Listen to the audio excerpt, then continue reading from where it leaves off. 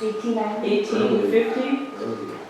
So this is more of an Edwardian outfit, which was a brief period of time, maybe in the early 1900s, maybe 1901, 1910, around there. But I just really like the style. We're going to be talking today for about 100 years of history, so I figured I could pick any place in there that I felt like doing. So I just It's like a suffragette. It does almost look like a suffragette, because you think about when you see them, since they got it passed in 1919, so during that time, they tried for 75 years, so again, you have a long period of time, long kind of outfits too, so it's a little warm though, so I'm going to take my jacket off and my hat on. This is my favorite part, is the bus. All right. So, does anyone know what this is?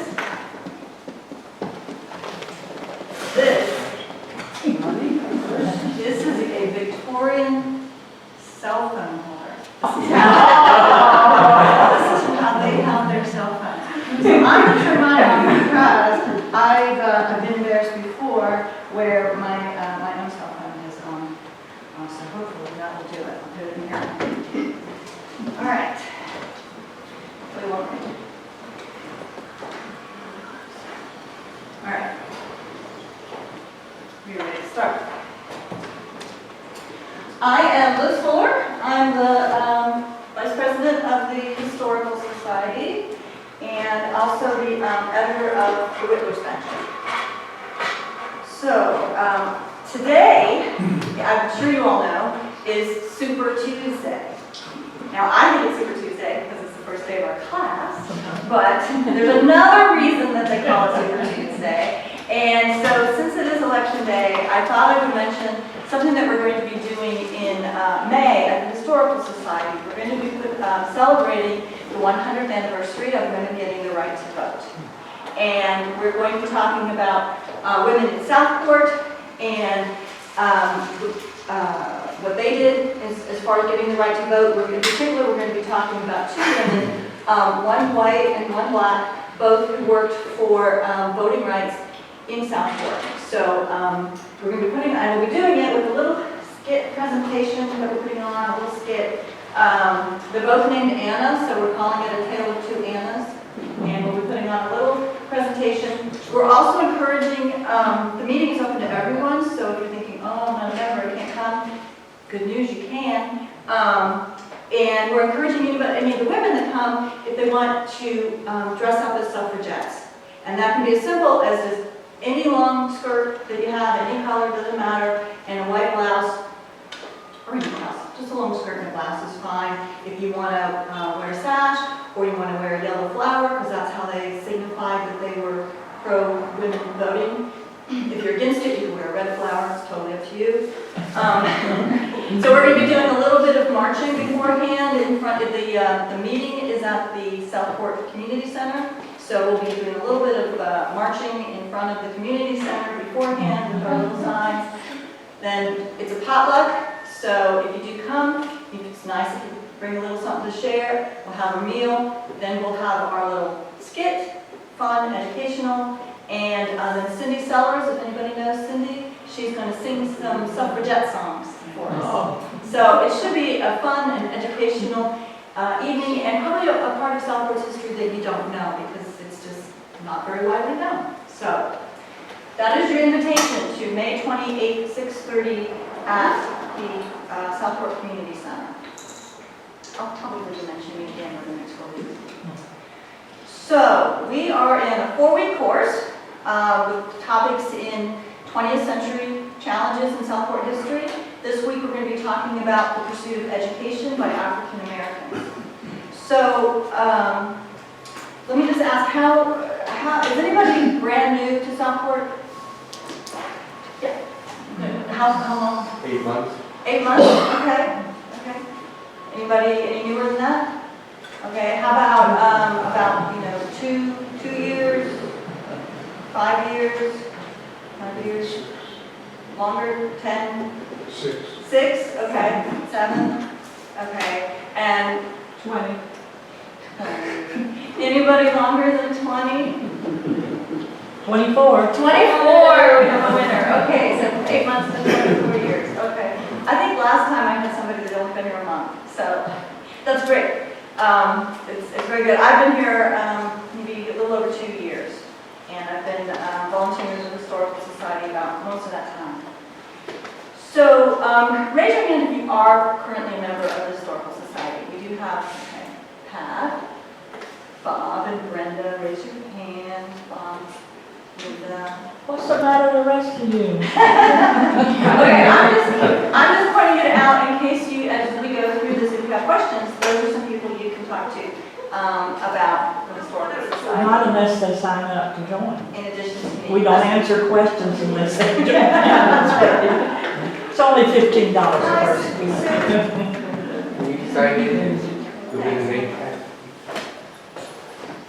Okay, so I'm going to just tell you a little bit about the Historical Society before we start, because the Historical Society is sponsoring this class, so I want you to know about it.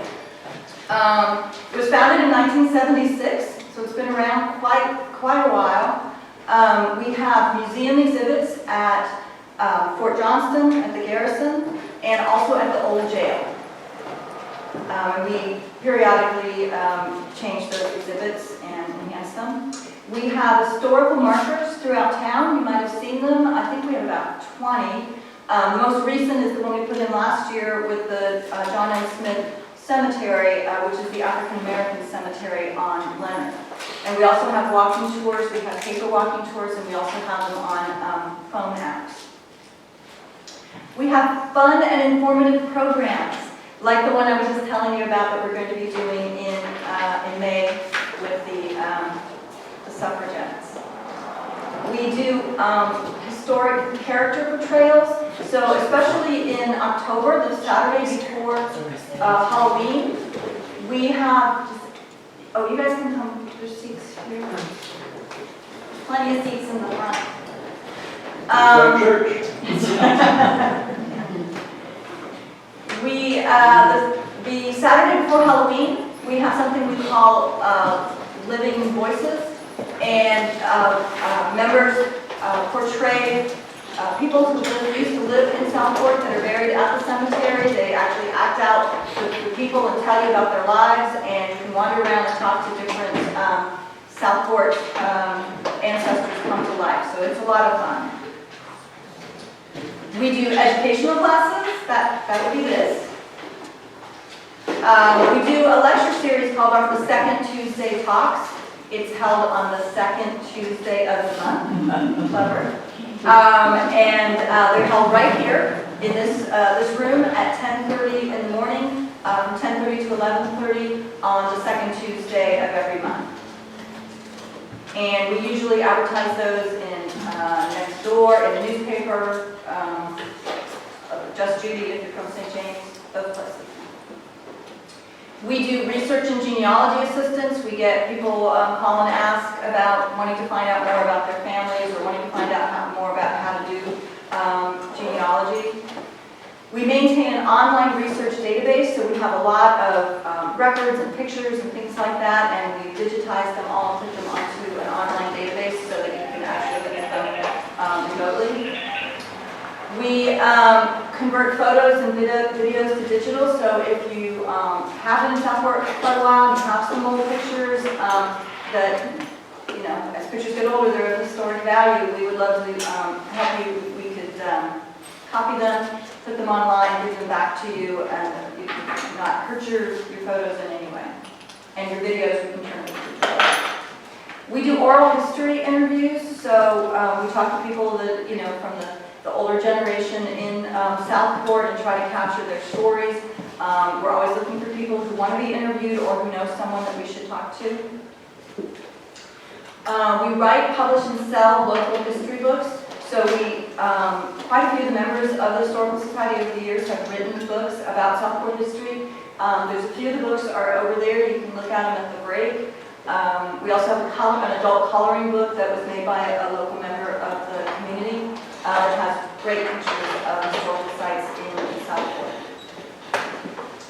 We publish a quarterly newsletter with interesting, informative information in it. I'm the editor, so I'm kind of biased. I think it's great. If anybody wants to contribute an article or has an idea or something they'd like to see written about, you can let me know. We help people get historic house plaques. When you've been walking around Southport, you may have noticed some of the houses have really nice plaques on them. They're black with white writing, and they might say the names of the original inhabitants and when the house was built. Those are obtained through us. And we also do college scholarships for local high school students. So every year we give at least one, sometimes two scholarships to local high school students. They write an article, a 900-word essay on a historic topic. We give them a couple choices of what to write on, and they just have to be admitted to either a 2-year or a 4-year college, and that's for local Southport students. So if you know anybody who is going to college and needs help paying tuition, there's a good opportunity. And we support in partnership with other historical societies in the area. We've done work with the John and Smith Society. We've helped the Maritime Museum and other ones, so we also partner with other societies around town. All of that we do, everything we do is free, but I have to say it's not cheap. So the membership is, for individuals, it's $15 a year and $25 per couple. So if at any time you feel inspired and you'd like to join, feel free. The membership applications are back there. So that is the end of my story about the Historical Society. And now, let's talk about history. So first of all, I'd like to talk about this class, and in fact, I'm studying nearby history. And because that's what we're talking about. We're talking about local history. And I have about 4 reasons that I like to learn about nearby history, and those are my goals for you in this course, so I'd like to share them with you. The first reason that I like nearby history is that I feel it creates a sense of belonging and connection to place. So it just makes you feel more like you're part of things. It's also really good if you're trying to, you can use all these techniques if you're trying to learn about your hometown, where you came from, or maybe where your ancestors were from. That's how I first got started exploring nearby history, was when I was doing genealogy, and I found it was much more meaningful to me if I could learn more about what my ancestors were going through, what challenges they were facing, what their town was like, what kind of things were there. So it all applies, what we're doing, to any kind of historical research you might feel like doing. The next reason is that studying local history helps you develop an intimate connection to historical events.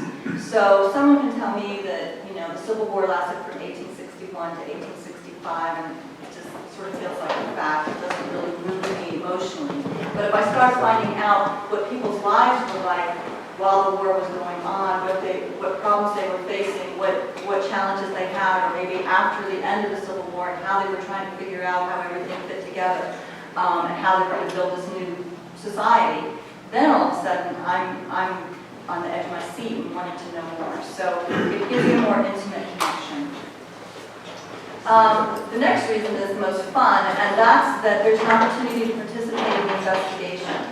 So when you're looking at local history, there's not a lot of competition. There's not a lot of big universities and scholars really, looking into small town history. And so there's an opportunity to participate, to dig in. If you like to do that, it's a lot of fun. It feels like detective work.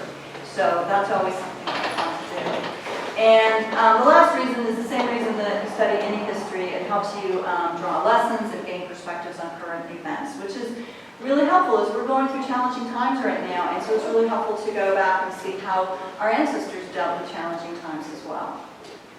So those are my 4 reasons. Let me just ask real quickly, how many resonate with you and the goals you have for your class? So how many people want to learn more about Southport's history because you want to feel a sense of belonging and connection? Great. How about an intimate connection to historical events? Okay, let's do that. And participating in the investigation? Anybody want to find out how to, hooray. And drawing lessons and gaining perspective on current events. Okay, all right, that helps me. And is there anybody who have a goal for the course that I didn't mention that you want to get out of the course? Anything else? Okay. All right, if something occurs to you, you can always let me know. So the handouts that I sent you, I don't have any more. I brought a few extras in case people didn't print them, but I didn't bring them up. So they're not necessary. You can bring them next week and get them, or if you, for some reason you can't print them, let me know and I can bring some. Basically, they're just to take notes on and to kind of help you with that. So one of the things is a timeline. And so when I'm looking at history, it always helps me if I can figure things out in place and time. So on this timeline, I put a few significant events that happened during the time period that we're going to be talking about. Did you guys not? You didn't get it? Okay. It was in the email. I sent a welcome email last week and said, come to class and print these. It's okay. We'll get it figured out. It's just something to keep notes on. So this is the timeline. As you can see, it goes from 1850 to 1960. This is about the period that we're going to be talking about. And I put a few significant events on there, national or world events on there. Another thing I like to do when I'm using this is maybe you put when I was born, or when my parents were born, or my grandparents, just something to kind of make it feel like, oh, they were living through this, or kind of, it makes it more real. So there's that that you can use. Today is going to be the longest amount of history. We're going to be talking about 100 years of history. A lot of our classes will be talking about a much smaller time period. The next item that I sent were some maps. So on the far side there is the map of the first 100 lots of Southport, back when it was Smithville, when it was first charted. So that's what the town looked like, and then next to it is a present-day map. And the reason that I showing that in case you wanted to kind of get a perspective of how it used to be. So if you want to mark your map, you can see the eastern boundary hasn't changed. Well, it has changed, but it's still there. It's the river, was where it ended. And then on the western side, the boundary was Boundary Street, never the name. Boundary Street is now called Caswell, because it's no longer the boundary. And then it went as far up as Brown, so right there. So you can see it was small. That was the first 100 lots, you might hear that talked about. And then the other piece that I sent was just a larger map of Southport. And the reason for that is we'll be talking about different landmarks as we go through. So if you want to put a little star on the map where something is, if it's unfamiliar to you, that's just a place for you to do that. So whether you have these this week or not, you can always just make notes on paper. If you don't have paper at all, I think there's some in the drawers that I can get. But I do encourage you to take some notes because studies have found even if you walk out of here and toss your notes in the trash on the way out, you're still going to remember more than if you didn't write anything down. So even if you just do doodles, that will help too. Okay, one other thing. Did you have a question? Is there any question?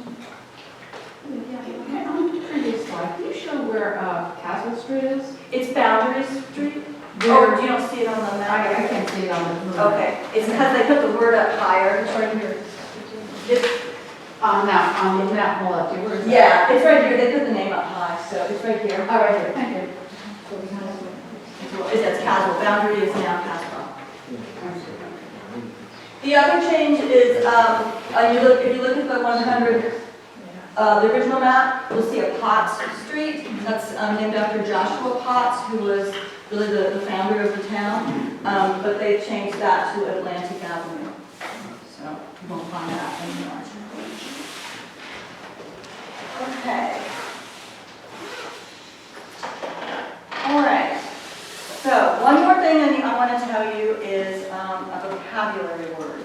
And this is a word I use a lot, it comes into my mind a lot when I'm talking about history, especially local history. And the word is palimpsest. Does anyone know what that word means? Okay, it's kind of obscure.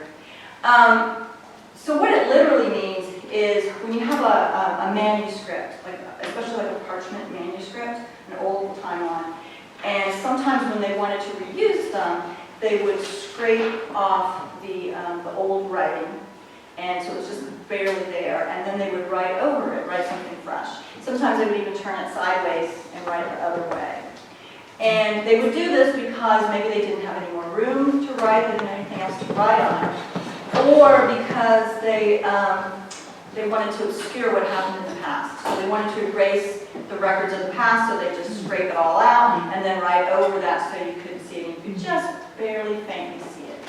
And I really like that as a metaphor for history, because when you wander around Southport, you're going to see, probably by the end of this class, you're going to see buildings that are being used for something now in the present day that were used for something different in the past. And so you can see the buildings, and then you also can kind of see the remnants, the shadows of what used to be there. And I really like that, and it also kind of will help you feel more a sense of belonging. If you can look at something and say, well, that's a house now, but it used to be a funeral home, or it used to, those types of things that you'll learn.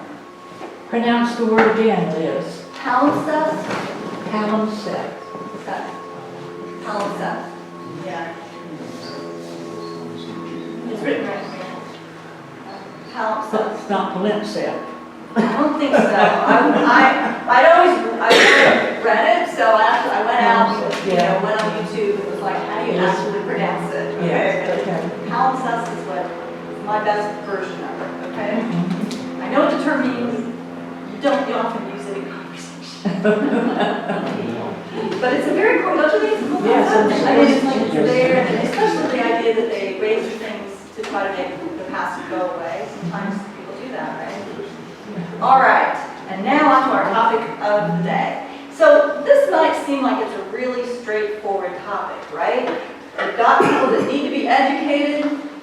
You put them in school. That seems pretty straightforward. You put them into the school district. If you don't have enough school buildings, you build a building and boom, you're done.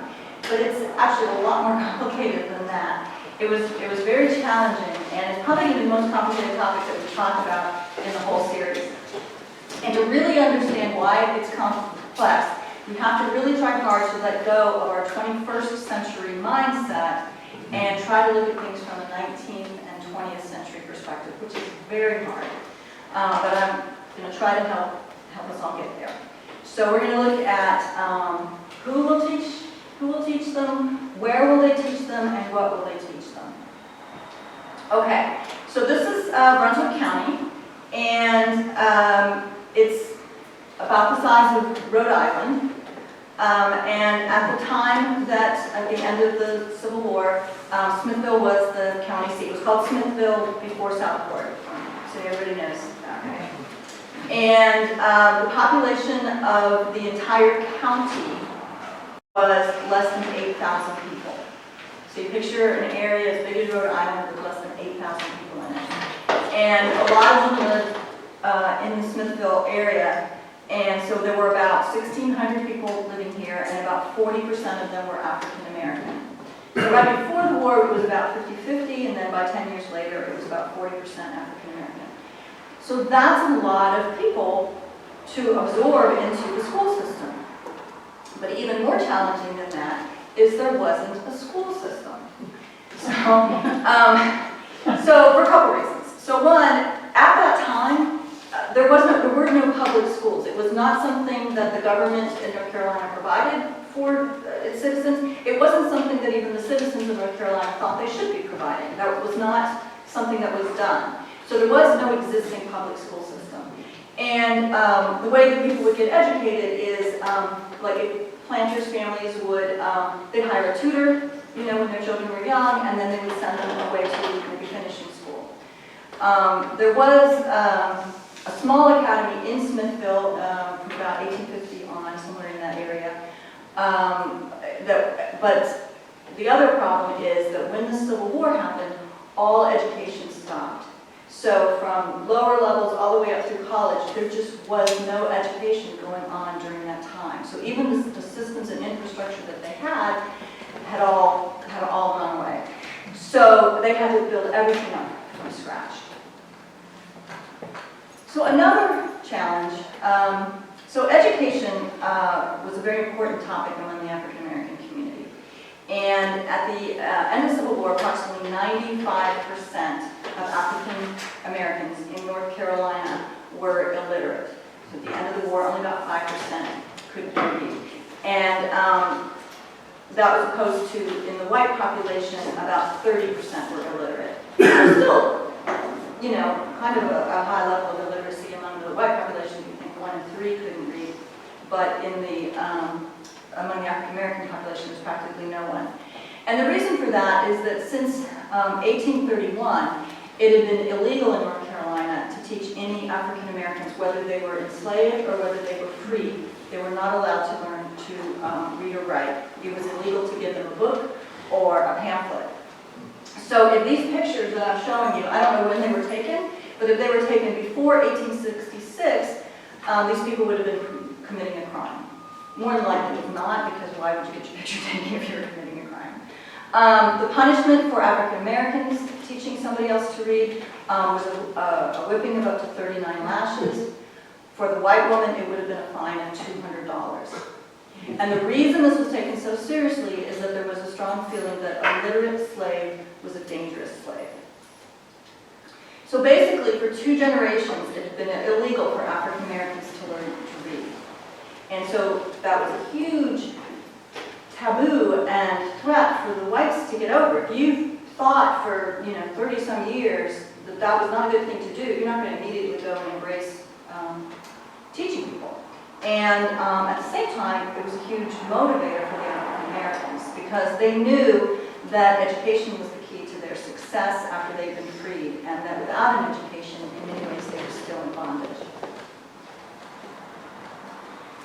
So the first school for African Americans in Southport was set up in St. Philip's Episcopal Church, right near Fort Johnston. The school was set up by the Freedmen's Bureau, which was a federal group that was tasked with helping the formerly enslaved people get jobs and educations and figure out their new lives. And the first teachers were women who came from New England as school marms, and they were sent by the New England Freedmen's Aid Society. So there was a huge increase in literacy among African Americans between the end of the war and the turn of the century. In fact, in some cities like Wilmington, there was a higher level of literacy among African Americans than among the whites. So, and I don't know what the literacy rate was in Southport. I started trying to figure that out, but it involves actually going to census and counting every single one, and I ran out of time. Yeah. Do you know why there's a higher degree of literacy in Wilmington? Some of it had to do with just sort of the philosophy. There was an extreme hunger among the African Americans to learn, to be educated. There was a somewhat less of a, there was a little bit more complacency among some of the white people at that time. So it could have just been motivation, it could have been opportunity. There were schools in Wilmington for African Americans, so it was more just, I think, cultural. I don't know, Pat, do you have any ideas? It sounds reasonable to me, yes. Where was the first school for the children that were white or other? I will get to that, I'll show Okay. you, but thank you. Thank you, I will get to that in a few slides. Anything else? Okay, so this is our first palimpsest. So, does anybody recognize the building? This one's not too hard, because it still looks pretty much the same. What's the building? St. Philip's Church, or Church of the Cross. Right, exactly. It's that one's pretty easy, right? So it was, at the time it was St. Philip's Episcopal Church. Now it's, the church is around the corner, and this is the Chapel of the Cross. So it's the same building, it's just down the street here on Moore Street. It belongs to the Episcopal Church, but it is, It's their chapel. yeah, it's right? a chapel now, yeah. And it looks almost the same, so that one's kind of, that's. They were working on the same glass this year. Oh, really? Yeah, it was closed down early this year. Yeah, it's very, I think it's very sweet looking. Okay. So one of the little boys who was educated in that church was named Frank Gordon. And if you'll permit me, I'd like to read you an essay from this book. It was written by his great-granddaughter. This is a great book. It's called Joshua's Legacy, and it has essays about people who lived in Southport. Joshua was the founder, so this is his legacy. These are people, and it's written by friends and family members, people who, a lot of them are written by people who knew of them, or they were family and they researched them and stuff. And Pat, I think you have some essays in here, right?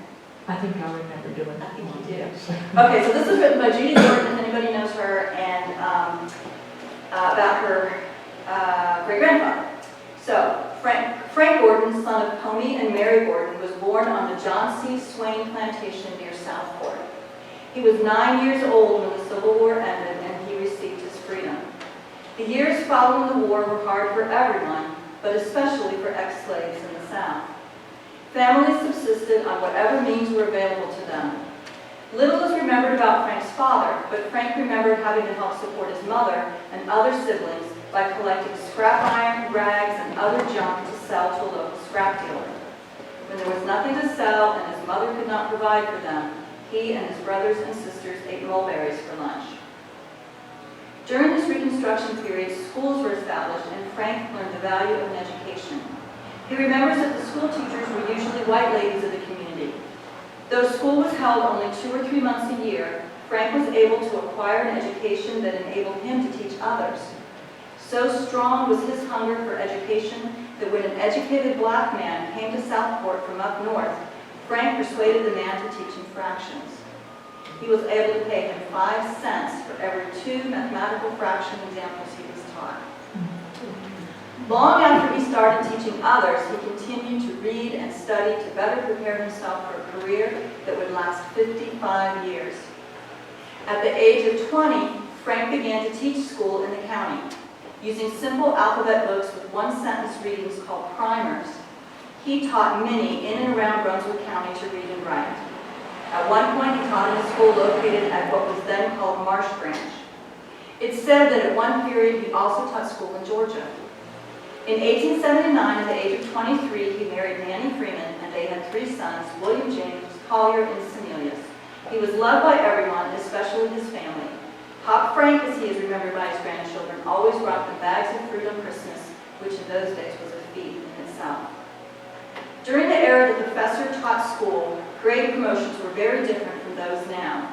Student advancement was determined by the ability to read and complete the class reader. When a student had completed a reader, he was moved to the next level of grade. Professor Gordon, as he was called by his students, was an earnest teacher and disciplinarian who wanted everyone to get an education. One of his students remembers that he would literally make you get your lessons. She remembers that he always kept a hickory stick in the corner of his classroom and did not hesitate to use it when he thought it was necessary. Frank was also a great lecturer and an orator. He was asked to speak on countless special occasions, often during May Day and Memorial Day celebrations in the community. During those occasions, after the musician had finished playing and the choir had sung, Professor Gordon would be introduced, and he would actually hold the people spellbound with his orations. To quote one listener, he could put on the dog. Professor Gordon was active as a school teacher until the end of the school term in 1934. Frank was a member of the St. James A&M Zion Church in Southport, where he served as Sunday school teacher.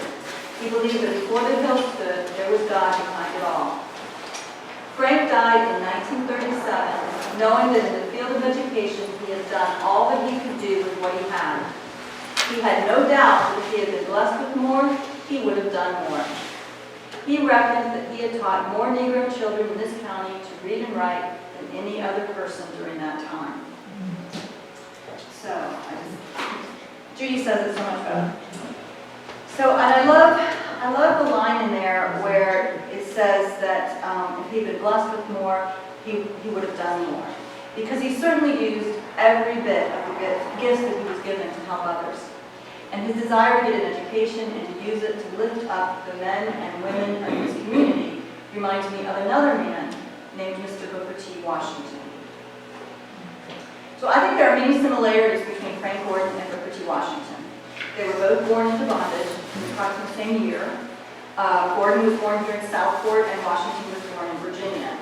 They were both passionate about education, and they both had a strong desire to help others get an education as well.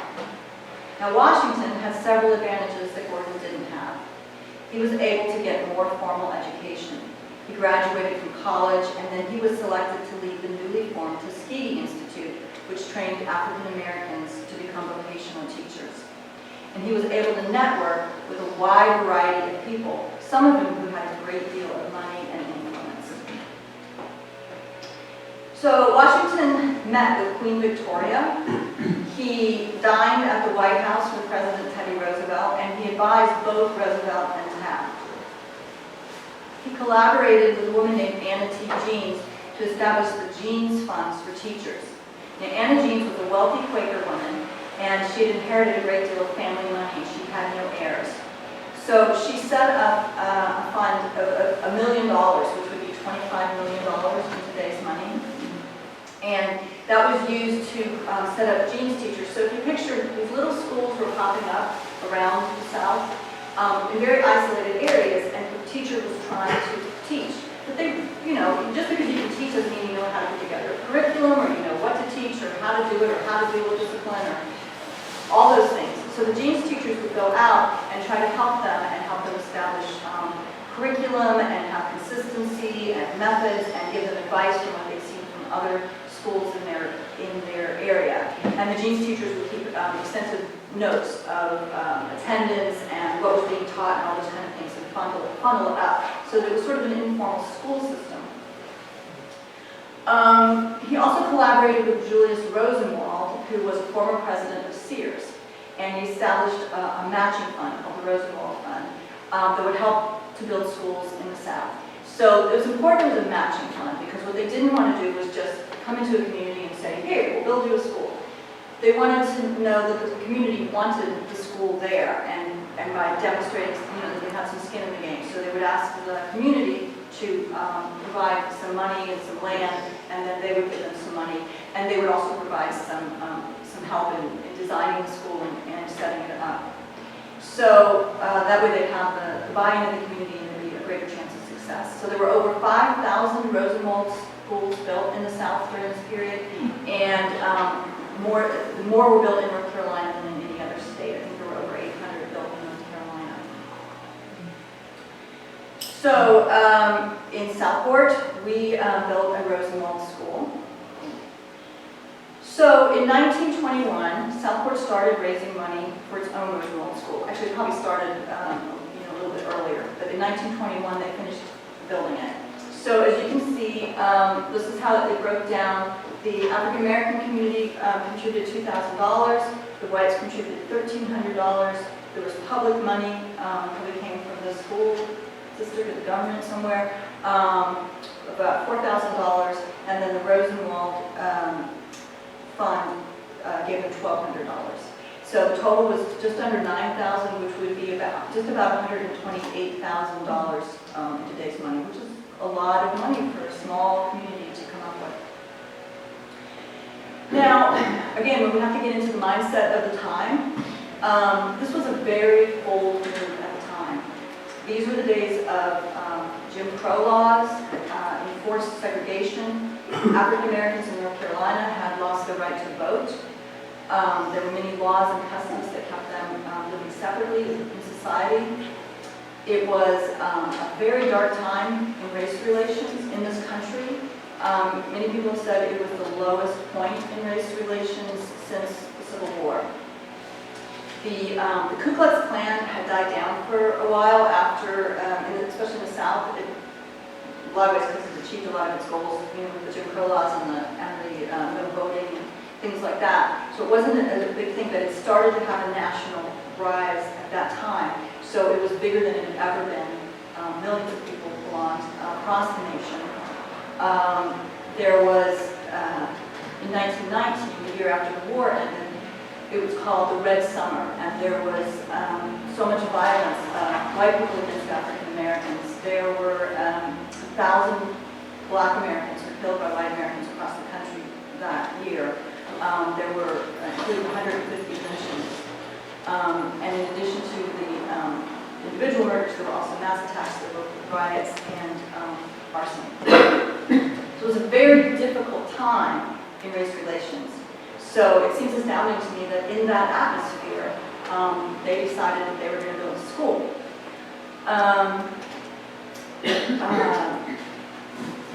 But they did. So, and I want to be clear, some people have asked me before whether there were any lynchings in Brunswick, right in Brunswick County, and the answer is no. There's none documented. I don't believe that there were any lynchings in Brunswick County, but there were quite a few in Hanover County. And as we've all learned, terrorist attacks don't have to be right at our front door in order for it to be very terrifying. So having them in New Hanover was sure enough to worry me. So they collected the money, they built the school, and this was going to be the only African-American school in the entire county that went over the 7th grade. So there were schools in the county, but this is the first one that was going to go beyond 7th grade in the whole county.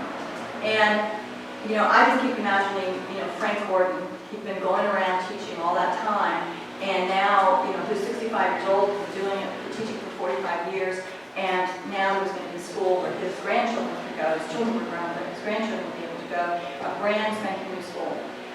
So it must have seemed like a dream come true. Unfortunately, before the school could open and a single class could be taught, the school caught fire and burned to the ground. And not a single bit survived. Was it arson? Well, it wasn't faulty wiring because there wasn't wiring. I don't know that there's no explanation that it just burned to the ground. The building was insured, but the bank that held the insurance went out of business and closed down, so they were not able to collect the money. So all their hard work and been for nothing and everything was lost. So at this point, we're going to take a break. And we'll take a 6-minute break, and before we continue the story, and if you guys want to, there's snacks in the back, there's bathrooms over there, there's some water, and when the music stops, we'll start up again. To the building of this school, especially the African American community, they contributed nearly 50% of the funds. The white community also contributed more than they had the first time. And that's significant because if you look at a lot of the Rosenwald budgets, the amount that the white community contributed was negligible. So that is significant that the white community contributed that much. And then the Rosenwald Fund. Brunswick County Training School was hugely significant to the African community. Until the 1950s, it was the only black school that went past the 7th grade all the way to the 12th grade in the entire county. All the way to the So students who lived outside of Southport would often rent rooms with families and stay in town in order to get an education. Now their families may only have to pay a few dollars a month for room and board, but it was often a hardship for them to come up with that money. But they did it because they believed in the importance of education for their children's futures. So this layout, like all the layouts for the schools, was created by the Rosenwald organization.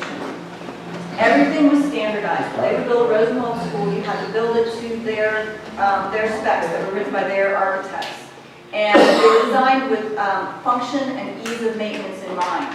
And so the architects specified which way the doors should face, where the windows should be, even what color paint should be used. For example, all the windows on the school faced were on the east and west walls. Can you imagine why that would be? No legend. Wind. Light. Probably those reasons too, but a large reason was light. They weren't electrical, they didn't have lights, and so the light coming in through the windows was what they used. They also, it's kind of hard to see in the picture, but you can kind of see where the teacher is. Can you see? On one side, the teachers are on the top part, and the other side they're on the bottom part. The reason for that is they wanted the students' desks to always be, so that the window was on their left. Okay? So can you think of why that would be? So they wouldn't be writing in their own shadow. So they would have to doesn't face the opposite way. It was also built around a large central auditorium, and that could double as a meeting room for the adults in the community. So it had two purposes. Obviously, it could be used for the students, but it was also a place where the adults could gather. And it was deliberately done as an open floor plan. You don't see corridors, and that's so that they could make good use of every available space, and that's what's wasted on corridors. So that's the layout, and here's the school. And here's a picture of the students outside of the school. Now, the first graduating class was in 1929, and the size of the class was one student. Miss Bertha Bryant was the first person to teach at the school. So, now we answer two of the questions. Who will teach and where they will teach? Can I ask you, what percentage of African Americans actually got an education? You know? You said 40% of the population. I don't know. Donnie, do you have any idea? I'm sorry, Donnie, he's very knowledgeable in all of this. It was, at the beginning, I'd say it was more than 60, but because they had, this is the only high school, most of them's education stopped at 8th grade. But high school, I'd say it was about at least 85% of the people lived in the Southport area, right here. And then you had about maybe 30% of the ones that lived outside of the Southport area. You gotta remember, Brunswick County, as big as it is, this was the only high school they had. And the ones who lived in Leland would sometimes go to Artesia, or they'd catch a boat and go to Williston. And there was a few maybe got over in South Carolina, but I'd say about maybe 30% outside of Southport was educated past the 8th grade. And when you look at the size of the graduating classes, they were, especially the early classes, it was always around one. I mean, the first one obviously was one person, but then subsequent years, it was in the 20 range, right? I mean, you could have a little bit smaller, a little bit higher, but probably not. Okay, so who will teach, where they'll teach, gotten that figured out. So now the question is, what will they teach? And that seems kind of self-evident, right? They're going to teach whatever they're teaching the white students, right? We already got it, what's the problem? But it's not quite that simple. So similar to today, when people argue over Common Core and new math and all those things, there was a lot of argument over what should be taught in the African American schools, and not everyone had the same goals in mind. So here we have Dr. Walter Curtis, and he was an influential man in Smithville and then in Southport when the name changed. He was raised in the North, but he relocated here as a young man for his career. He served as the quarantine medical officer for 30 years, and he was the mayor of Southport from 1875 to 1876. And after the war, he purchased Kendall and Lilliput plantations. So as you can see, he was pretty educated, and he was pretty influential. And after he retired, he wrote this book, which is back there, and it's about life in Southport during the years of 1848 to 1900. It's his reminiscences and some of his thoughts on things. And so he said,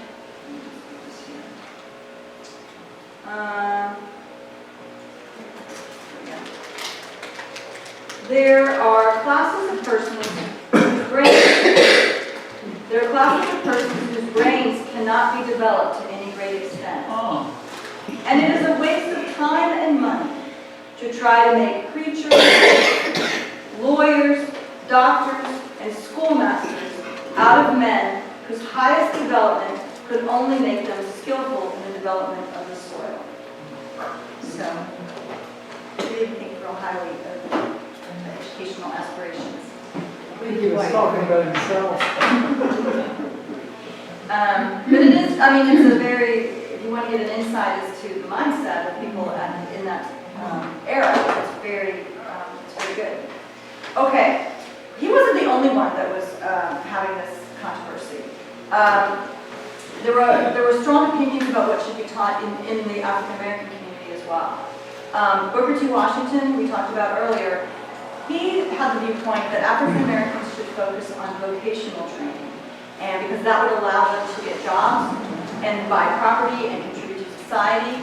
And then in that way, they could gradually demonstrate that their ability to be good citizens. And then after they did that, then they would gradually earn back the right to vote and be treated as equals once they proved themselves. And in fact, that was one of the reasons that he was so successful in working with philanthropists in the North, because he convinced them their work to help make schools was also going to create a better workforce. That was the idea, was to get people working. And so many people saw what his views as trading political and voting rights for economic rights, and they felt that he was over-accommodating. So he said, voting can come later, let's just do this work. Let's just work, get an education that will give us a job and get to work. Then there was W.E.B. Du Bois, and he took the opposite view, and he said African Americans should have the same focus on academic education as white students. He said they didn't have to earn their right to be citizens, they were citizens, and that our country was founded on the principle that we have inalienable rights and that all men are created equal. And also, there were certainly uneducated white men who were able to vote and have full citizenship without having to slowly earn their place in society. So each man had their own followers, although more whites in both the North and the South tended to support Washington's focus on creating workers for the northern factories rather than academics. So this is where I think timelines are really interesting, because when you start cross-referencing them and the events that they lived through, you start understanding their worldviews better and why they thought this way. So if you think about Booker T. Washington, which we had said he was born into bondage in the South. He lived through the Civil War.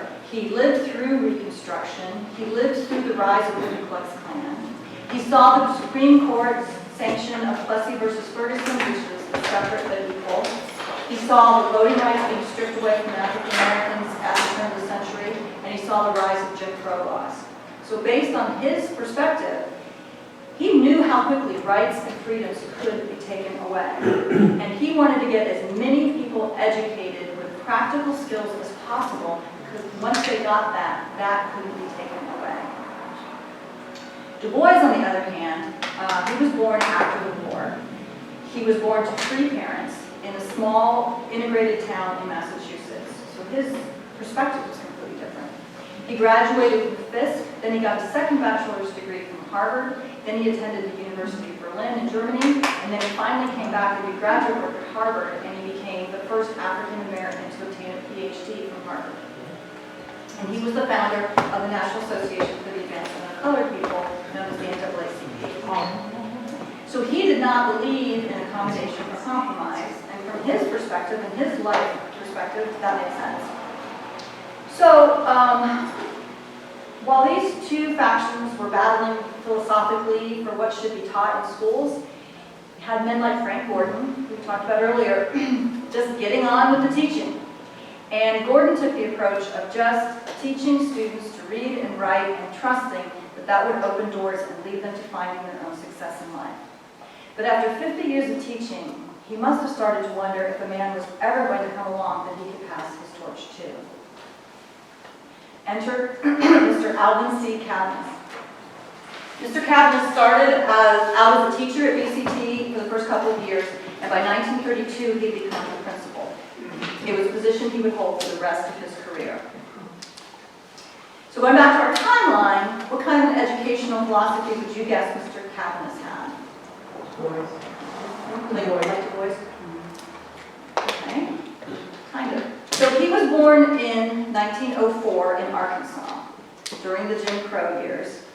He came of age in the 1920s, which we just discussed was a terrible time in race relations during the second wave of the Ku Klux Klan. And despite those obstacles, he obtained a bachelor's degree from a traditionally black college in North Carolina and a master's degree from the University of Pennsylvania. So in my opinion, and I'm going to give you some examples, you can draw your opinion, but in my opinion, Mr. Cadmus embodied the best of all three of the other men, from Washington's capacity to network, to Du Bois' visionary leadership, to Gordon's ability to roll up his sleeves and get the job done, no matter the obstacle in his path. So due to his strong role modeling and his intense dedication to his students, Mr. Cadmus became one of the most well-loved and respected educators at BCT. He employed innovative motivational tactics to increase the quality of education, to boost morale, and to improve the school environment. He accepted the fact that his school was called a training school, but instead of a high school or an academy. But that didn't stop him from encouraging his students to strive for academic excellence and to pursue loftier goals. According to those who knew him, he had a philosophy that sometimes adverse conditions bring out the best in people. And to give you an idea of some of the adverse conditions that cabinets faced, in 1896, the Supreme Court had ruled Plessy versus Ferguson, the separate but equal was still equal. But the reality was very different. In 1932, the year he became principal, North Carolina spent $3.11 per every white pupil, but only $1 for every black student. So it was hardly equal. Cabinets made the best of inferior equipment and inadequate funding and went to great lengths to provide educational material for his students. So here's an example of this. This is from a letter that Donnie loaned us. And one of the challenges that the school faced was getting access to school books. There just weren't enough to go around.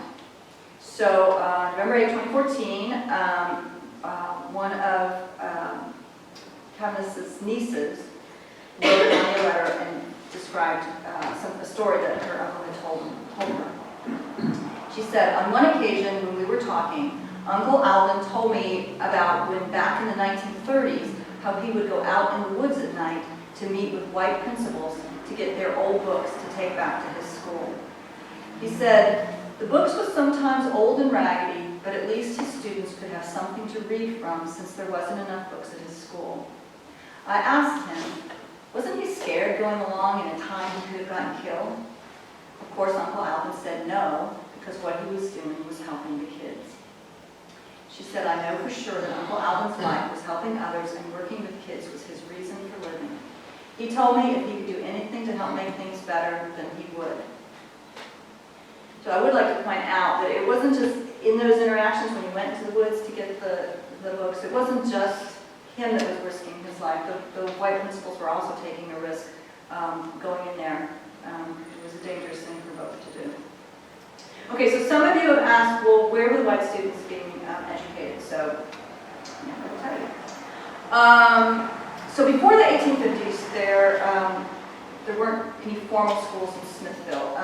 Dr. Curtis talks about the first school really being built. An educator came, and because before then the planters hired tutors, like I said.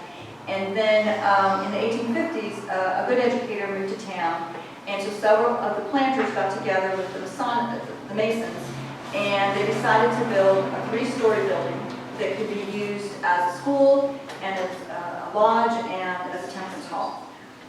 And from what I can tell, and from what Dr. Curtis wrote, it appears like it was just a school for boys. Several of the young ladies in town, like Kate Stewart and Frances Price, if you've heard those names, they were sent to a female seminary in Thomasville for finishing school. But then the war broke out, and like we said, all levels of education ended. The building itself was taken over by the Confederacy to use it to store food and supplies, and it kind of got into bad shape. Following the war, when the town was occupied, it was also used by Union soldiers and ransacked and not in good shape either. So they didn't bother fixing it up until after the troops pulled out in the 70s.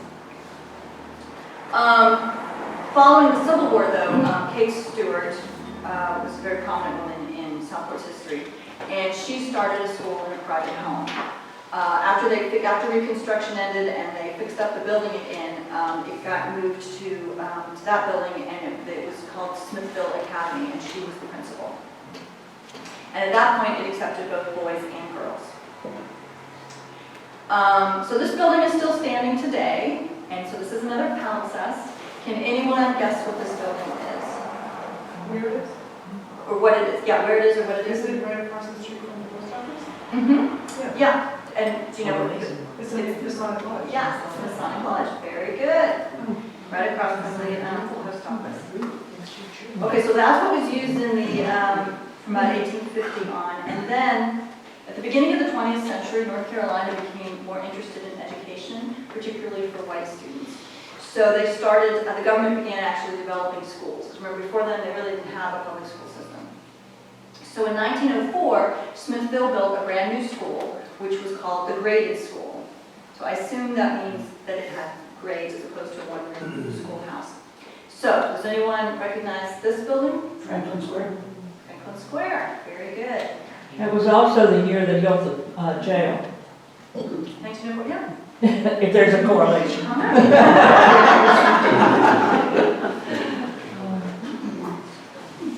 So the Franklin Square Gallery served as the white school building in Southport until Southport High School was built in the 1930s.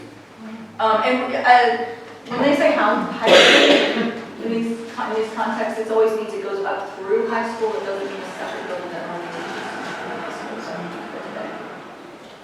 school. Like the Smithville Academy, it was built on Franklin Square. So if you think about the Masonic building, it's on the edge of Franklin Square. This is on Franklin Square. That's no coincidence. When they mapped out the first 100 plots that I showed you, they had left Franklin Square as an area that was to be used for public buildings and education and also public space, community space. So this is actually what the school building used to look like because they needed to make it bigger. So at one point, 2 wings had been added to house all the students. Then after the new high school was built, this building became the city hall. And they decided they didn't need those wings anymore. So here is where Calvinus' networking ability paid off, because he saw that as a perfect opportunity for Brunswick County Training School. So he went to the school board and he requested the wings. And so one by one, the wings were removed from the school in Franklin Park, and then they were rolled on logs over half a mile to the school. So, and they did that back in Southport a lot. They would move buildings on, and they'd roll them. It's always a cool part of Southport's history. Do we know when the Southport children, both blacks and whites, first went to college? Really? Yes, and actually, there were African Americans going to college earlier on. Like, I mean, you know, how Dr. Calvinus had, or Mr. Calvinus had already gone to college. There were people in the community that had gone. I want to say, like, Willie Mackenzie's sister graduated from college around the turn of the century. Does that sound right to you? Yeah, a lot of them, after they got out of the 8th grade, especially if they were teachers, they had what they called a teachers' college for blacks. But a lady her name was Marion Gore, Nehi's sister, went to Elizabeth City Teachers College because she graduated, I think it was in the 20s when she graduated. Yeah. So there were people going early on. They couldn't go here. Couldn't go here. They would go elsewhere. But there were children coming out of the training school? There were children coming out of the training school that went, yes, especially out of the training school. There were a lot of college graduates that, or a lot of the students went on to become college graduates. Okay, I don't know any, I mean, I'm assuming they did in the regular school too. I just don't know any stats. So they moved these wings. And so this is the article that appeared in the State Court Pilot about the move. So I'm just going to read it real quick. It says, moving 2 wings, old school building. 2 rooms of the old Southport High School building are being torn away and moved to the Brunswick County Training School, where they will be used as a vocational building by the colored students. The rooms were recently given to the training school by members of the Brunswick County Board of Education. Workers are being provided from the relief department, and additional expenses are being met by the Colored Parent-Teacher Association. So on the surface, this seems like a very straightforward article, but I think it was written very deliberately. So notice how it says, it mentions, the article is careful to mention that the rooms will be used for a vocational building. So in case anybody was worried, we're not putting more academics out there, we need a vocational building. And then you'll see that they put, workers are being provided from the relief department and additional expenses are being met by the Parent-Teacher Association. So this was during the Depression, so they wanted to address funding. How is this being paid for that they were moving these rooms? There were relief workers in town that were being paid by the federal government to do work for the community. And then the rest of the expense was being paid for by the school's PTA. So there was no cost to Southport. They were getting rid of buildings that they no longer wanted. And so it was a win-win, nothing to see here for long. You know, so I think it's very strategic. This is an article about 10 years later when the new building was being added to the school. And again, it says, the principal of the training school are making an effort for more adequate vocational training facilities at the school. In this effort, they're being assisted by the entire faculty and by patrons and friends of the school. So again, the themes of vocational, paying for it themselves. It's found necessary that the school have a larger vocational shop, one that will include a classroom for theory and lecture, but also for practical school shop training. So they worked that in there, but they focused on the shop training. And a cannery is also needed, which was a big business here in Southport. So training people to work in the cannery, they were going to agree to that. Plans have been made for such a shop, but it is necessary for the school and its friends to furnish the funds for part of the material needed. So the school and its friends, meaning the PTA, and then the school board will furnish the other part. So again, it's a very carefully crafted article. So here's a picture. Oh wait, I wanted to tell you one other thing about that. It looks like their bricklaying efforts were successful, because that top left corner, that is a picture of the brick masonry department when they won the state bricklaying competition in 1952 at A&T. And the bottom picture is actually a training program for veterans of the Korean War who had come home and were getting vocational training to get jobs. That was also done at UCT. So it was a very important program. So we have all these references now, the African American children receiving vocational training. Do we have any evidence of the curriculum that they were being trained or taught more academics? They were being taught academics as well, and Doug can probably talk about that as well. But I've also found records in the Rosenwald papers where they'll show what classes they were taught. To some of it. So they were being taught academics as well. Do you have anything you want to add to that? Well, wow, you're doing so great. I'm just sitting here mesmerized. But you were right. In vocational, they had home economics, was taught by Mrs. Morris, and she was a graduate from, not Tuskegee, it was, the name eludes me right now, Hampton Institute. And Mr. Ori Gore was when I was there, was the bricklaying instructor. He also taught math. And Mr. Jesse Francis was the agriculture teacher. He took over after Mr. Scales left. Mr. Francis was a World War II veteran, so was Mr. Gore. And Mr. Francis taught agriculture, he taught electricity, mechanics, and yes, there was physics, chemistry, different mathematics, algebra, geometry, all those subjects were also taught, but they did have that. In fact, the lady Elizabeth Young, she graduated from Cornell and she was a mathematician, so yeah, they had more than just vocational, but vocational was a big part of it because a lot of kids, they hadn't planned on going to college, and some of them, their parents were farmers, and so Mr. Francis, teaching agriculture, helped them also.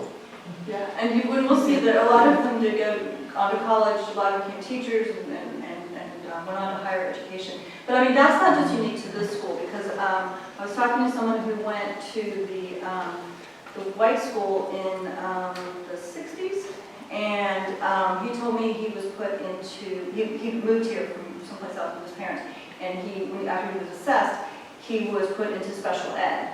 And he said special ed was not like we think about it today, it was the college prep. So he was, it's like, well, there are special classes. So the exception was the college. So I mean, there's also a sign of the time. It's not like, because you needed workers at that time. yeah, everybody, I mean, a lot of And the people. local economy was agrarian. Exactly, a lot of people were getting vocational training, but I think it just made it more palatable, more easier for people to accept if it was like, oh, there's vocational training going on. And that's what we're saying. Cabinet didn't bother fighting the fact that the school was called a training school, but then he managed to incorporate academics into it as well. And so I just feel like it kind of kept a little bit of a smokescreen there, like, nothing secret. I attended the largest high school in Greensboro. Oh, really? And at that time, this was in the 60s, there were basically two pathways, college preparation or vocation and business. And that was still going on in the 60s in an all-white largest high school. And, you know, it's just now, you can't, I mean, well, I'm not going to get into it. So, all right, so this is a picture thank you. This is a picture of the BCT PTA that we keep talking about that really supported the school. They were a driving force behind the school. They were so proud of what their children were accomplishing. And they believed strongly in the importance of education for their children's success in their future. They knew that they were needed by the school. They were not just a nice to have. They actively partnered with the school. In 2011, on Southport pilot, Ralph Parker was quoted. He was a former student, and he was also then came back and was a teacher at BCT. And he said, "We didn't get any help from the county. So people in the community, the PTA, the Band Boosters Club, they just rallied and they sold popcorn, cake raffles, sponsored trips, all kinds of fundraisers to support programs at the school, especially the band program. I'm not saying we had the best equipment, but we made the best of what we had."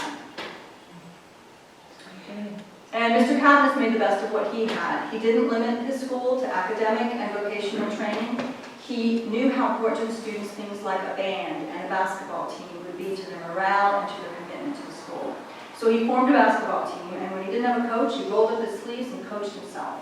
When he didn't have a gymnasium, he got together with the PTA and the members of the community, and they built one themselves. And that was a huge source of pride in the community because they saw what they had created.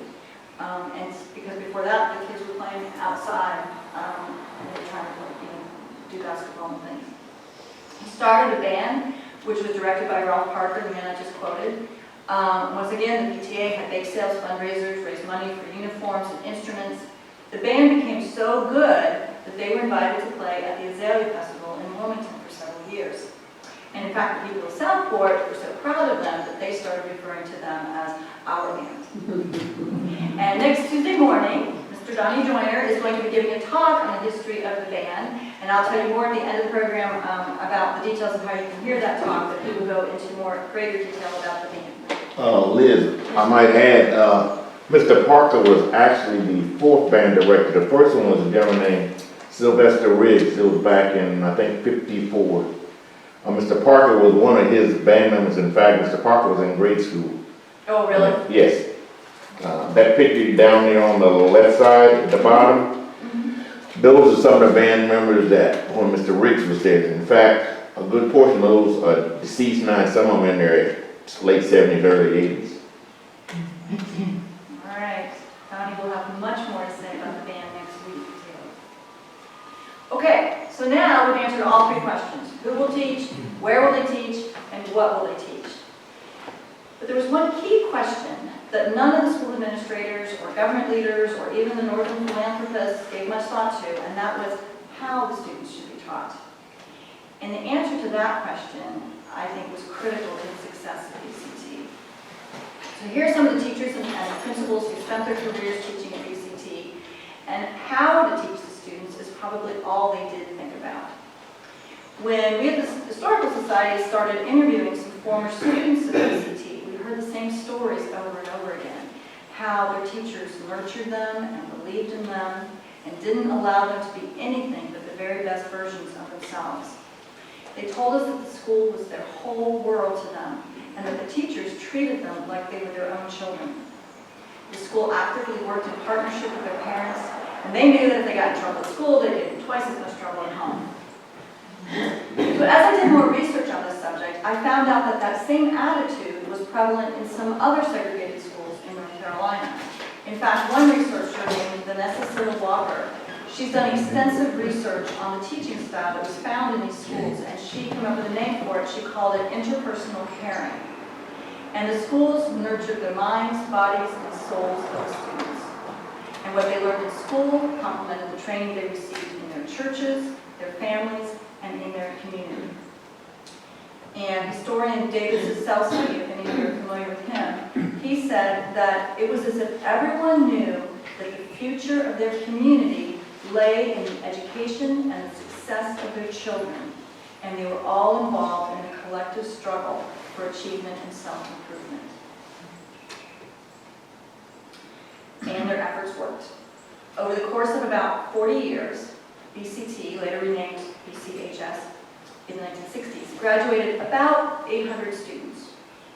And the success of the school is evidenced by the success of so many of the students. Many went on to higher education and became teachers and principals themselves. Some came back to teach at their alma mater. Several went to graduate school and obtained PhDs and taught at universities or became college presidents. Several went into the medical profession and became nurses, dentists. Many went on to military careers.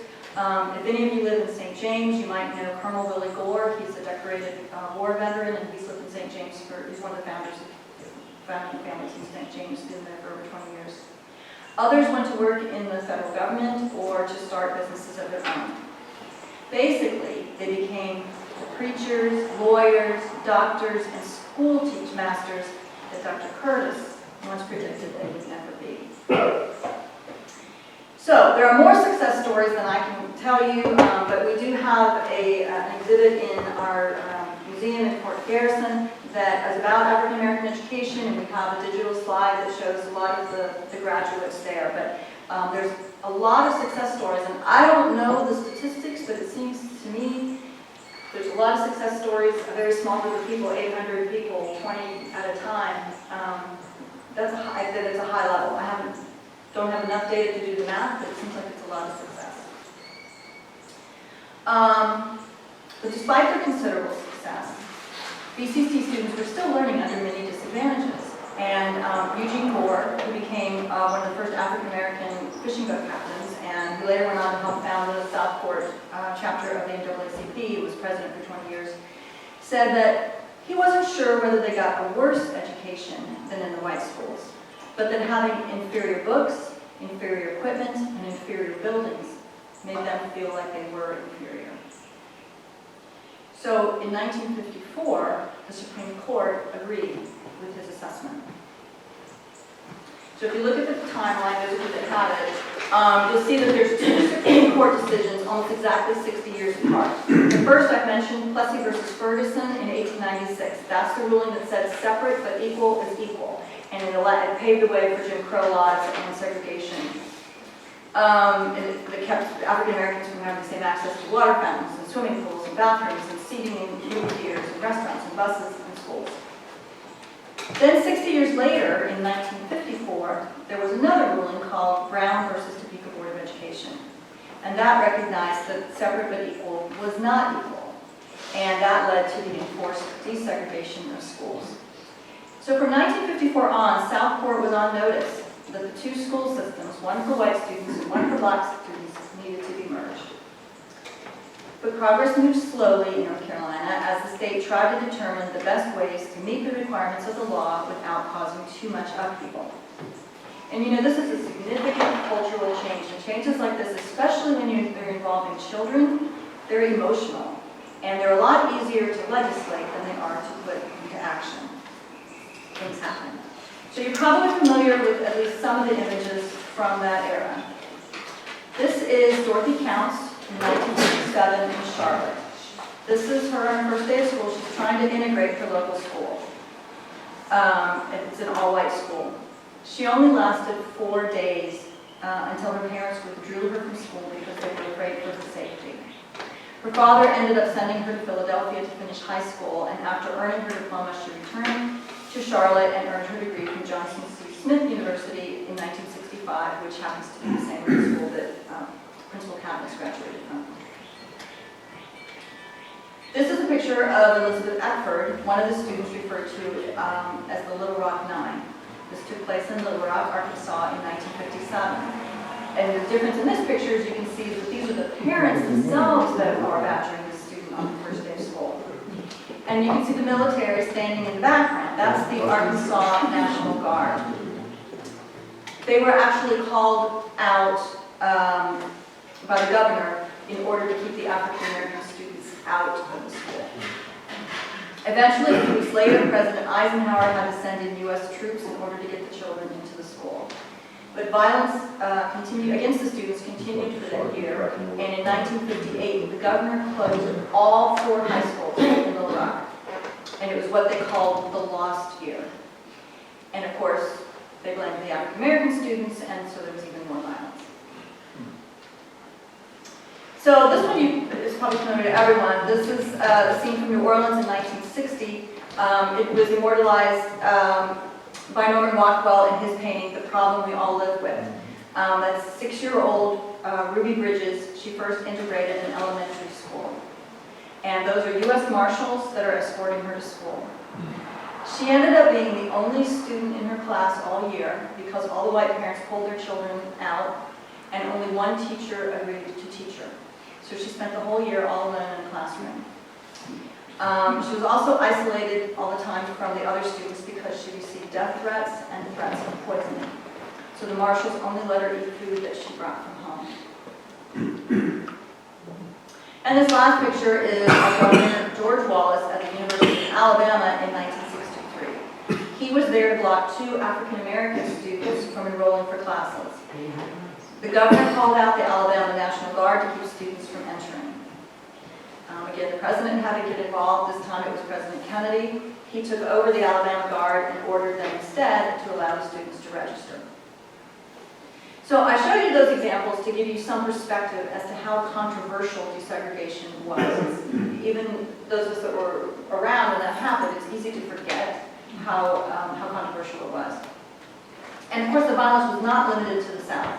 There was also violence in the 1970s in places like Boston, when busing was enforced to desegregate the schools. So this was a problem in a lot of places.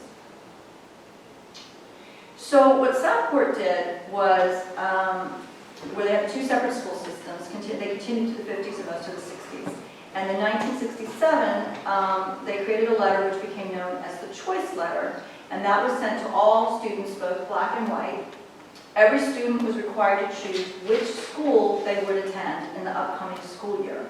So, and I showed pictures. There's the white school, and then this is BCT. Those are around the same time. They could pick either school in their area, but once they picked which school they wanted, they couldn't go back and change their mind and go back to the old school, was the rule. So that was pretty intimidating for most students, and almost no one switched schools. Donnie, you were in school in 1967? Yes, I was a senior. You were senior, so do you want to mention anything about this? The only thing it was is when the notice came to my dad, he handed it to me. He says, okay, you pick where you want to go. So I said, well, I had nothing against the white students, and because on the other end of Jabbertown Road, the Floyds and the Drews, we all played together, but I says, I'm not going to spend my last year in confrontation. I signed back into the same school I was going to. But a couple of friends of mine, they didn't because their parents were big in the NAACP, so they had to switch. And that was a little controversy, but I'll let you continue. We'll probably go to the one that really was controversial. I want to continue. Were the neighborhoods, maybe Donnie, you came to this, at that time segregated too? In somewhat, you could just about tell where everybody lived. On Jabbertown Road, on the, check this right, on the west end were where the blacks lived, east end where the whites lived. But the kids, the biggest problem in most cases was the parents, but the kids would sneak off and meet in the middle, and they would play. And if the parents found out, there'd be a confrontation. Most of the time, parents never knew because they were on one end and we were in the middle. And the schools were, one school was in the white neighborhood, and the other school was not? Right. Southport High was on what we call the East Hill. Now, I had relatives living on East Hill by St. James Church. Now, they had to pass Southport High every day going to Brunswick County High. And at first they thought, the NAACP thought all these kids would just go ahead and switch to Southport High and vice versa. But in '67, I think there was only like 3 switching. One came to the black school, his name was Woody, we all remember him. And I think 3 or 4 went to the white school. And the other one that came in, I'm not sure if it was in 67 or 68, but Randy Jones, you probably wouldn't have. Yeah, well, Kindergarten. I was probably out then. You're probably out. The So I don't know if anybody knows Randy Jones, who's the director, he was the director of tourism in Southport. And he tells a story of, he was 4 when my letter came out. And I'm trying to think, he would have been 4 in 68. So a friend of his mother's said, she was thinking of doing that and sending her son, who was 5, there, but she didn't want to send him by himself, so she asked Mrs. Jones if she would send Randy. Randy's the youngest of 5, he wasn't quite old enough to go to school, but she said if they make an exception, yeah, then she'd have all of her kids out of school. So she agreed, and Randy and this little boy were going to go and start kindergarten there, and To the black school you're talking about? in the black school, yeah. And then the mother of the other little boy, the 5-year-old, she backed out. She decided when she wasn't going to do it, she went ahead and sent him to the regular school. But Randy's mom was like, hey, I have a chance to get all my kids out of school. She said, you already agreed to take him. Take him. So Randy actually started kindergarten at BCT when he did it. And he actually didn't realize, his mom asked him sometime when he was an adult and said, well, they were talking about it. She said, well, how was that for you? And he said, what are you talking about? Because then after that, not too long after that, it started to get integrated, and he just never, those were just the kids I went to school with. But I just really like that. His mom was like, he was the 5th kid getting out of the house. They had kindergarten as early as 1967 here in Carolina. Apparently, 68. That's what they were calling it. He could go at 5. I don't know what it was. And the kindergarten was started by a lady named Miss Maddie B. Smith. She was a teacher and she retired, and they called Miss Relove. She started in her house. If you ever go down St. George Street, you go past Mount Carmel down St. George Street, there's a house, I think it's Clarendon, is at the corner of Clarendon and St. George. That's where she lived. And she started in her house, and later, I think Mr. Cabinet gave her a room at the school, because the first kindergarten class was a graduating class of 1969 at BCT. So that must have been where, then maybe that's why they were considering doing it, because it was a new thing. Yeah. So yeah, Mom? In the mid-60s, what about the sports teams, the black schools and the white schools? Did they play each other, or they have separate? I don't think so, Don. No. They didn't. No? No. The white schools, they had football. Blacks didn't have football, but Williston had football. The only sports the blacks played back then was basketball, and they played baseball up to the early 60s or around that era, and then they stopped. Then it was only basketball. That's all they played. One thing about that, this isn't Brunswick County, but one man I talked to was doing an oral interview with him, and his father was a referee for some of the games and stuff. He would go around the county, and I guess he would also go into New Hanover County.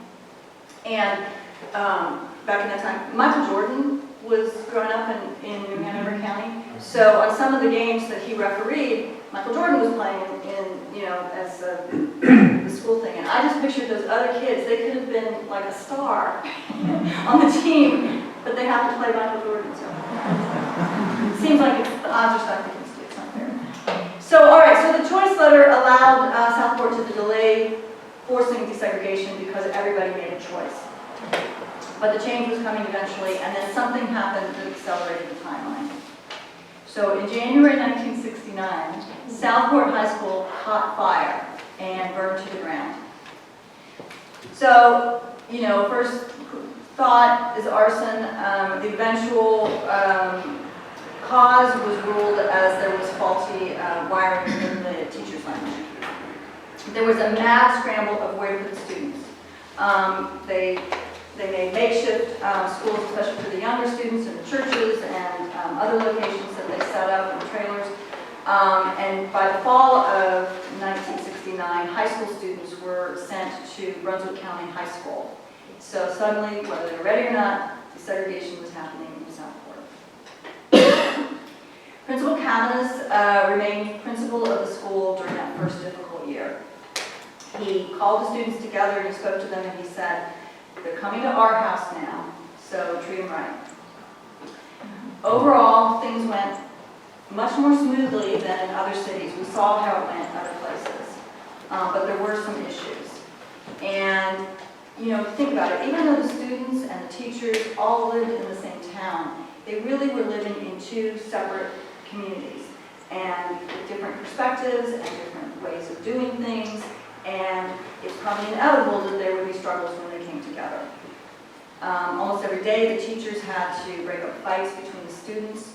There were even some bomb threats. There was a class picnic where all the white students refused to eat anything brought by the black students and vice versa. And on the last day of school, there was a big fight that broke out on campus. I think part of what led to that was that there was a disagreement over the location of the graduation ceremony. The white students wanted the graduation to be at North Carolina Baptist Assembly out on Oak Island. The African American students wanted it to be in the gymnasium where it had always occurred, and remember that they had built themselves, so it was a point of pride. In the end, they canceled the ceremony. They were concerned that there was going to be violence, and so they just did not have a graduation that year. Was that only 1 year that forced integration? Only 1 year that they didn't have The segregation. graduations. So, for some people, they continued to be integrated after their year. They were building the new school. I'll get to it, but they were building the new Oh, school. okay. So after piloting the school through that year, Principal Cavan retired after 41 years of service. That was done all he could. His replacement was Principal E.I. Pettiford, who saw the school through their final year that Brunswick County Southport High School was open. So the year after that, by then, they had built a new consolidated South Brunswick High School in Boiling Springs. It's the one that exists today. And all the students in the area attended that. So when I started researching this topic, I rather naively assumed that it was going to be a Cinderella story. You know, the students had inferior equipment and inferior schools, and through their hard work and perseverance, they were finally able to go to good schools and get a good education. But the story I found was much more complicated than that. And it's true that they had inferior books and inferior buildings, but it wasn't true that they had inferior education. And though they gained a lot by moving to the new school, they lost a lot too. That interpersonal caring teaching style, that strong sense of community between their school and their parents and their churches. And they lost that bedrock knowledge that their teachers knew them for who they were and were as solidly committed to their success and potential as they were, maybe even more so. Don't get me wrong, I'm not saying that, for a second, trying to say that the teachers at the new high school are not good teachers and they're not committed, but there's not the same sense between the teachers and the students that their success is also the community's success, and that by succeeding, they're lifting up the community. So their long road integration was bittersweet victory, and it marked the end of an era. The story of the accomplishments of the principals and the teachers and the students that taught is an important one that deserves to be remembered in all of its complexity and all of its challenges and nuances, and not simplified or sugarcoated or forgotten.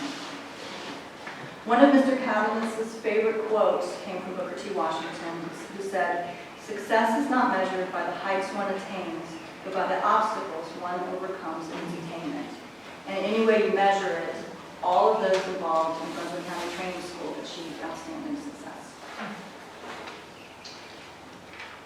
So, a few more palimpsests so that you too know where things used to be. Does anyone know where the Southport High School used to be? I think somebody might have said it earlier. The one that burned down. Does anybody know where that is? Franklin Square. No, it's not at Franklin Square. I know that both people that raised their hand are on the board of the Historical Society, so I was just looking to figure everybody out. Okay. The post office. Yes, the post office. Yes, it's where the post office was. So when you go to the post office, you can think about the Southport High School is. It's across from Masonic Lodge. So remember where Smithville Academy was at one point. It's across the street. In fact, they used to use the gym that was at the Masonic Lodge. And you may never have paid attention, but when you go to the post office, there's that bell sitting out front. That's the school bell. It was the bell that was at the Southport High School. It was rung every morning to announce the start of school. And so after the fire, it was saved, and then about 30 years later, they moved it to the front of the post office. Okay, last Last question, does anyone know where BCT was located? Same place it is now, or was? On, what, Lord Street? Lord? Yes, it's the same place that, It's now PC. it's now BCC, Yeah, yes, yeah. that's, it's now Brunswick County Community College. So that's where it was located. All right, that's the end of the quizzes. I'll be over it. You all got 100, no. So these are just some of the things we talked about if you wanted to do your own research or how you research nearby history.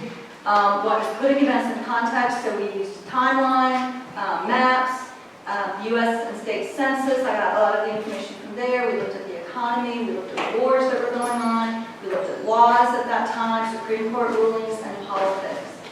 And then, since it's nearby community, you get out, nearby history, you can get out and explore your community, look at buildings, landmarks, historical sites, and markers, there's a lot in Southport.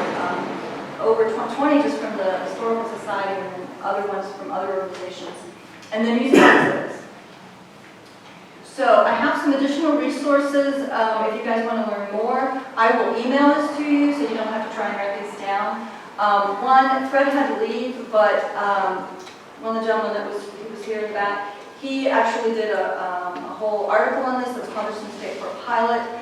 He really researched that final year of that year when they integrated, because it caught his eye about the fact that there was no graduation that year, and he got curious, and then he did a lot of research on that. Wrote the article. There was a student that had an article in the paper. What do you call it? Like a column in the paper that year, and she would write a little bit about what was going on. So he went and read through all of her articles, and he did first-hand interviews and put it all together. It's an excellent paper, and I will send you that with the email because there's not really a link to it if you want to find out more. And then just a couple other things I want to mention that are going on. This is the, right now, there's a spring show going on at Franklin Square Gallery. It's open, going on right now. The reason I mention it is, if you're curious, you obviously can go into the spring show, but when you go in, you can kind of look around and go, oh, this used to be the school, and kind of get a feel for Do you know what they're showing? Hmm? Do you know what they're showing? Who's It's a very, yeah. Oh, it's It's just their normal It's stuff. their spring show, so it's like a lot of. It's a jury. It was a jury. Yes, it Jury's is a a jury. jury. It was a jury show, yeah. But it's also fun to get in and look at the building. And then I mentioned next week, Tuesday, Mr. Donnie Joyner is going to be talking about the history of the Brunswick County High School Band. So it'll be in this room, in this building, at 10:30 in the morning. So you can go to his talk, it's free, and do that, and go have lunch, and then come back and we'll talk about, moonshine and prohibition, if you want to have a whole day about Southport history. And the last thing I want to mention is an event that's happening tonight. In case you don't know about it, it's the with the Brunswick Civil War Roundtable that meets out at Hatch Auditorium on Oak Island. It's a play, a two-person play. It's called Now We Stand By Each Other Always, and it's a conversation between Ulysses S. Grant and Sherman, William Tecumseh Sherman. It's in 3 acts, so I think it's 3 conversations from what I read about it. And the title got me curious, Now We Stand By Each Other Always, so I did a little investigating, and it comes from a quote by Sherman, and he said, apparently during the Civil War he had a nervous breakdown at one point, so he said, Grant stood by me when I was crazy, and I stood by him when he was a drunk. And he said, so now we stand by each other always. So I kind of like that. So, all right, that's the end of today's talk. Does anybody have any questions? No, but very nice. Oh. Wonderful.